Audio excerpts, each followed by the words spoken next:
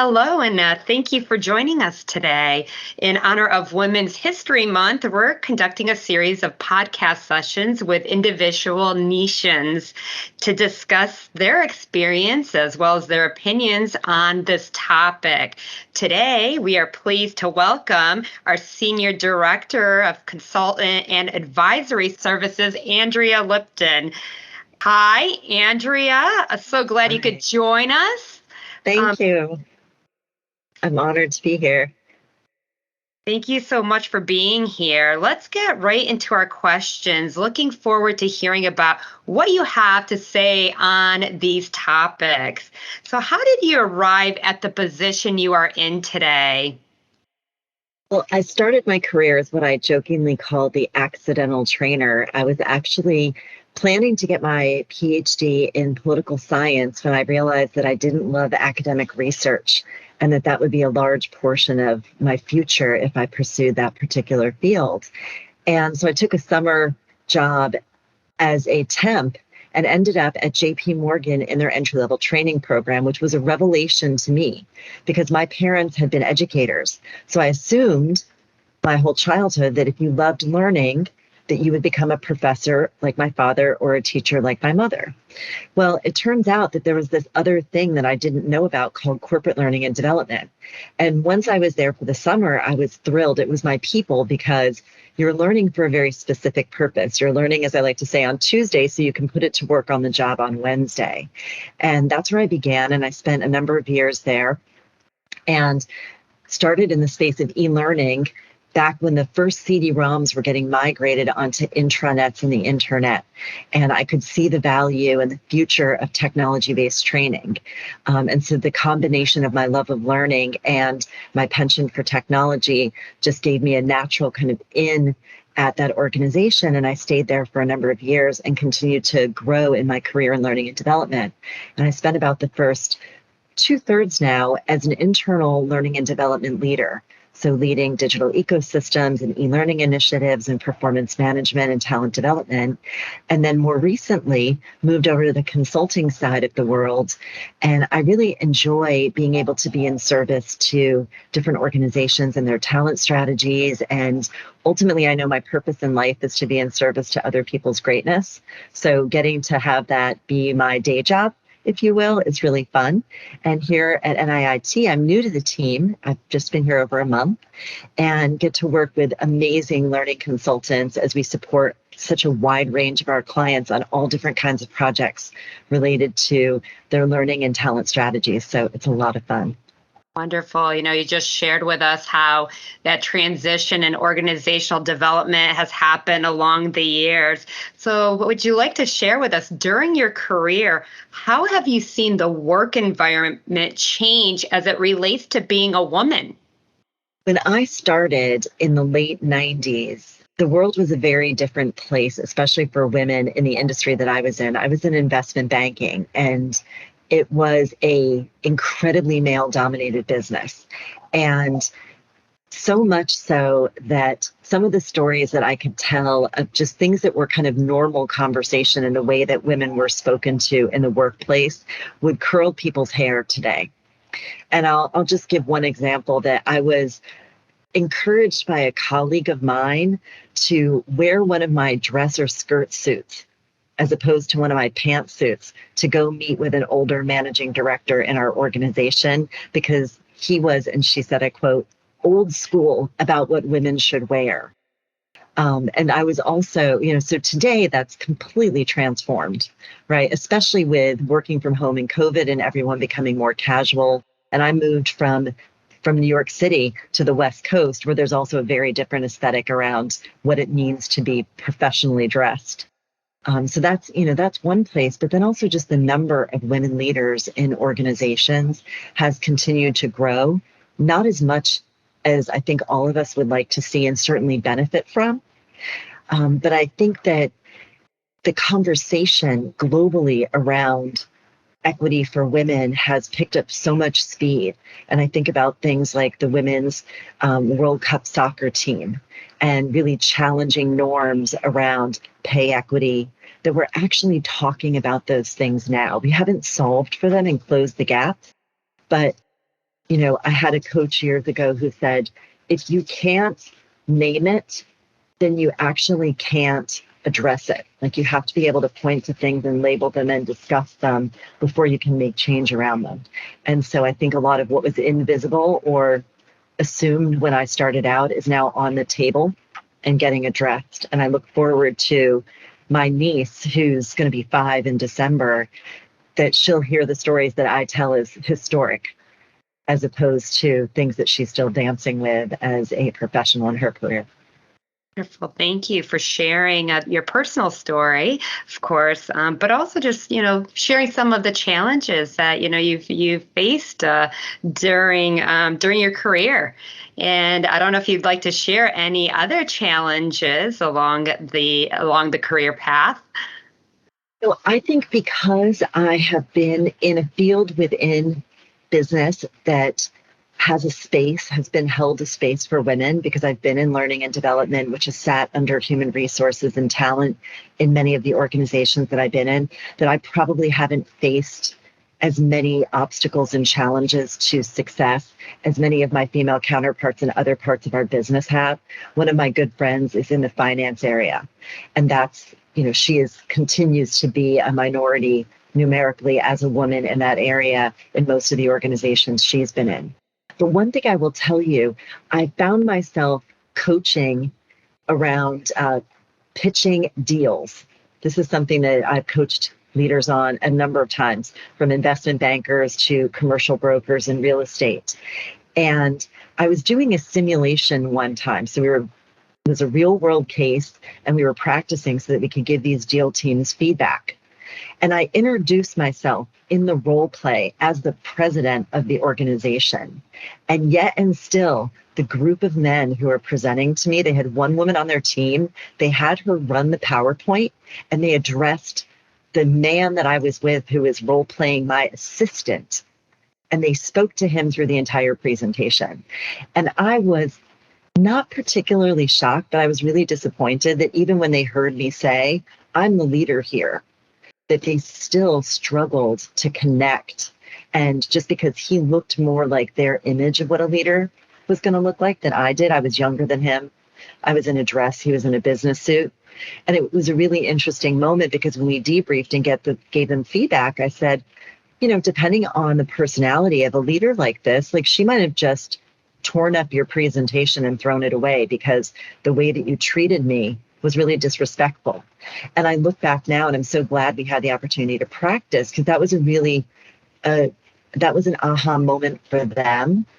And one of the gentlemen said, I've probably been doing this unconsciously for years, of not giving the women at the table the same eye contact, the same attention. And so he was really appreciative of having that brought to his attention. So one of the things I try to encourage everyone, men and women, when you see something happening that's imbalanced, that's a microaggression, usually unintentional, can you take the person aside and give them some feedback not in public and shame or embarrass anyone, but to really take them aside right after the meeting and say, hey, you probably didn't mean to do this, but here's how it could be experienced, or here's how I experienced it. Because that's the only way we're all going to learn and transform our behavior and do better for each other.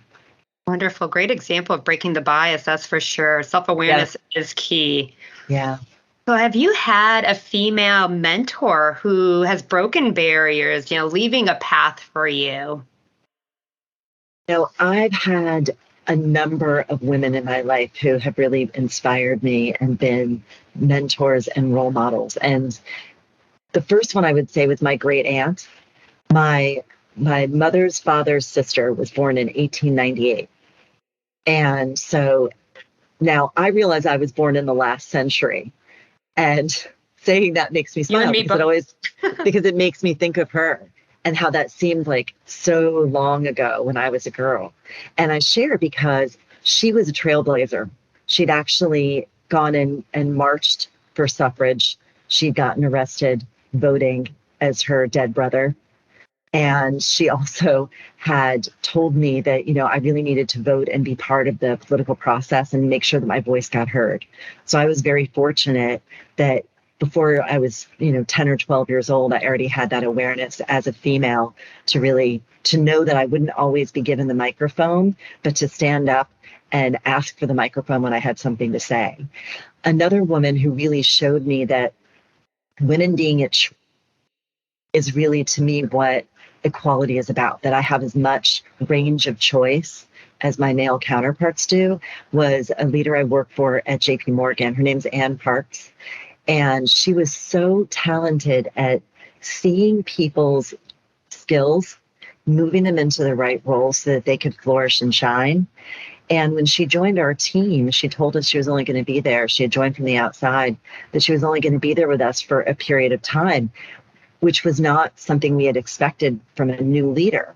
And the reason that she gave was that she had 2 young daughters who she wanted to actually leave the workforce to be with them when they became tween age, when the research shows that it's such a high risk time for girls. And I look back now, because that was more than 20 years ago, and she and I are still friends on Facebook, and I see how successful her daughters have been. And, she really showed me that a successful woman executive can make the right life choices for herself and her family. And as I've had the opportunity here at NIIT to interview a bunch of C-suite and executive women learning leaders that are part of our client organizations, that's such an ongoing theme of them making courageous choices. And as each one of them does that, they then, blaze the path that says all of us, male, female, non-binary identifying, every human, I think, should have the space to make the choices that are right for them and not feel forced into a path because they're a girl or because they're a boy or because they're, neither a girl nor a boy. They're both. Are there any lessons that you've learned along your career journey that you would share with those in a junior role, whether it was male or female, and the impact benefits of having a mentor, that collaborator, someone that you can speak with from a gender diverse background? A couple of thoughts. One is connect with people who are totally different than you. So one of the other women who I deeply admire and consider both a friend and a mentor is a woman named Ellen Bailey, who is the Vice President of Diversity and Culture now at my last organization, which is Harvard Business Publishing. And she was my boss for a period of time. And I admire her so much because she has a different perspective than I do. She has a different lived experience than I do. And she was someone that I could check myself with. And so as our workplaces become more reflective of the world at large and we experience and see more diversity, reach out to people who have a different lived experience, who come from a different part of the world, who are a different age, who identify differently than you do, and find a confidant who you can test things with, right? I mean, there are times where I just don't know what I don't know. And other people like me and similar to me have the same blind spots. So find yourself, a radically different human being to be your mentor, to be your advisor. They'll see the world from a different angle, and that will be really supportive.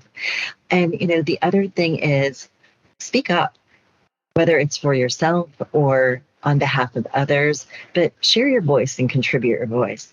I've definitely thought, I wish I didn't say something that way, but I rarely wish that I hadn't spoken up because I feel like the things that go unsaid, again, if we don't surface challenges, if we don't surface issues, if we don't surface celebrations, something I think is often underutilized is celebration and appreciation. If we don't bring those things up, we can't see them, talk about them, honor them, and acknowledge them. Thank you. What can men do to best support and advocate for women and for gender equality? Can you share some examples of behavior and attitudes that have impressed you most? Examples that you want to encourage and lift up individuals? Absolutely. Gentlemen, talk to each other. Advocate to your male counterparts.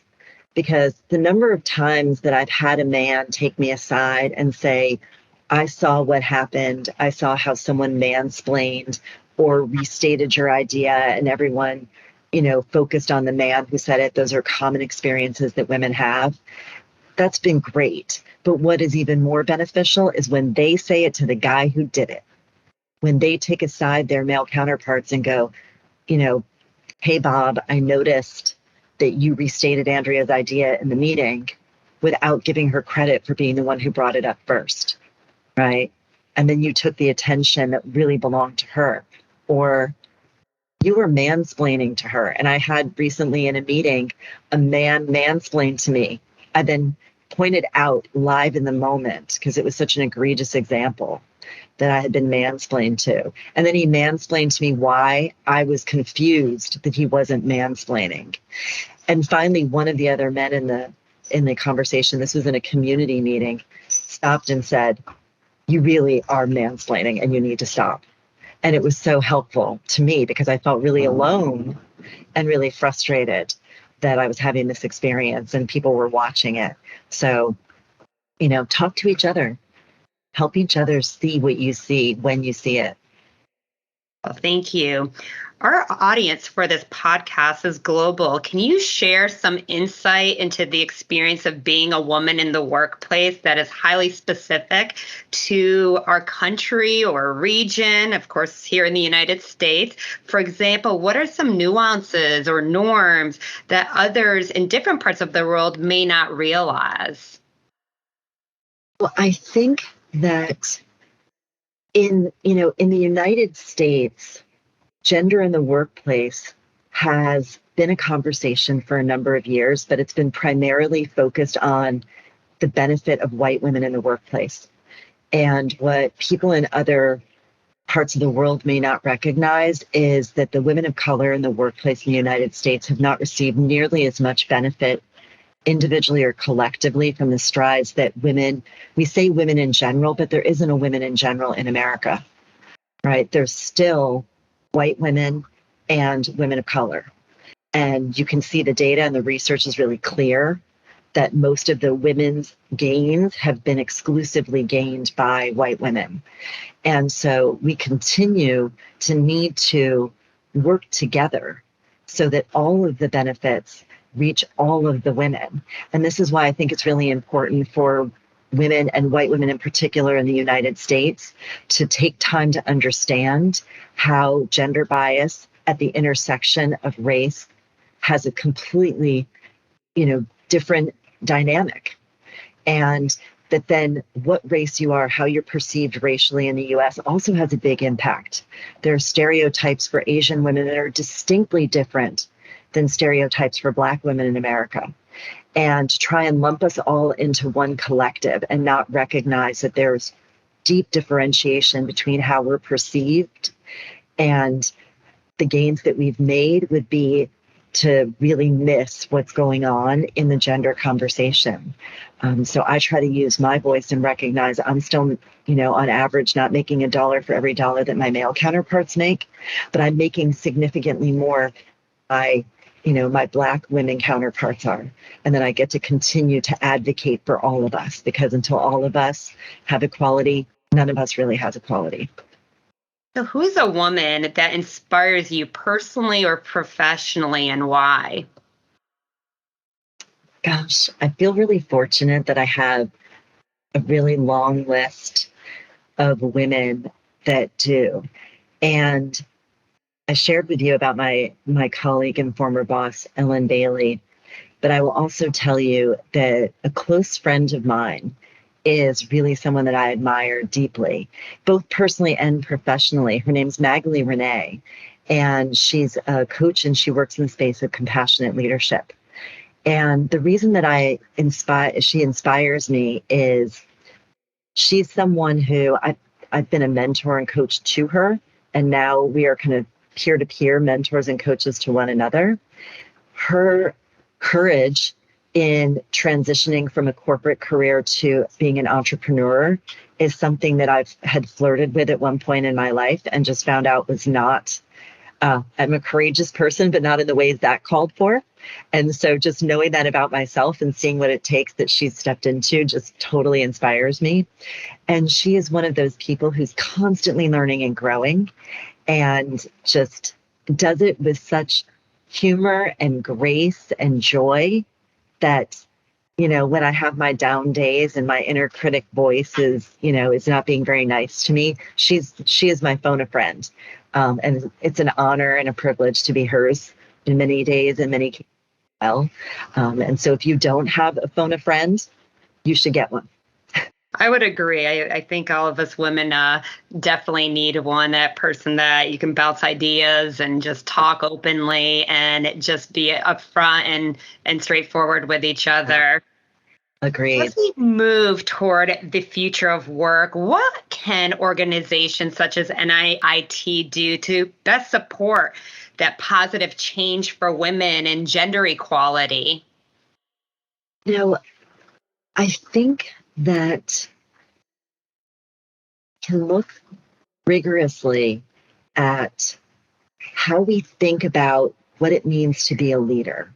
There's still a lot of stereotypes about leader behaviors and perceptions of leadership that disadvantage women and disadvantage whole groups of men who are maybe less outspoken, who aren't as assertive to aggressive, right? Who are more collaborative.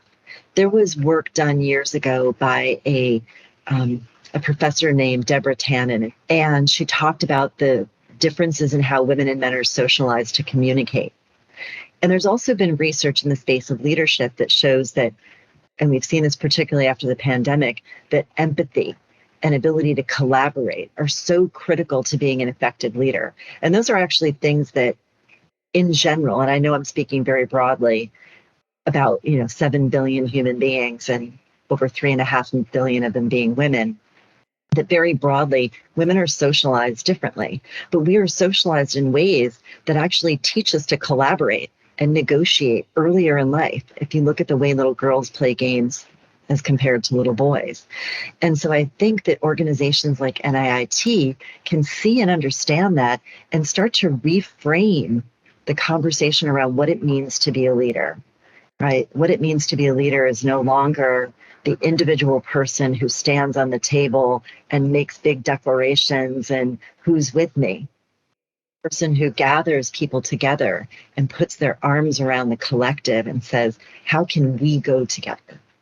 And if we can start to see the value of leading in that way and the really human needs we all have to be part of community and to be led in community, I think that we'll naturally start to see more balance in our C-suites, in our boardrooms, in our mail rooms, and in everywhere in between. So that's my hope, at least for the future. And ultimately, I hope we get to a place where we're all just people, right? We're all just humans who have different dimensions of our identity and bring, different talents. I'll finish by saying, I think each person is like a diamond, right? We all have these beautiful facets, and which ones we bring to work and let shine there. Can we let everybody bring their most valuable and useful in our work context facets and let them shine? So. Thank you, Andrea, for sharing with me today your thoughts, your personal experiences, just advice in regards to career path for others. And thank you for being part of our celebration of Women's History Month. Thank you so much. It's an honor. And my great Aunt Ruth would be so proud. So thanks for giving me this opportunity. Aunt Ruth, you always told me if you have a chance to speak up, do. And so here I am doing it. Thank you very much. Take care.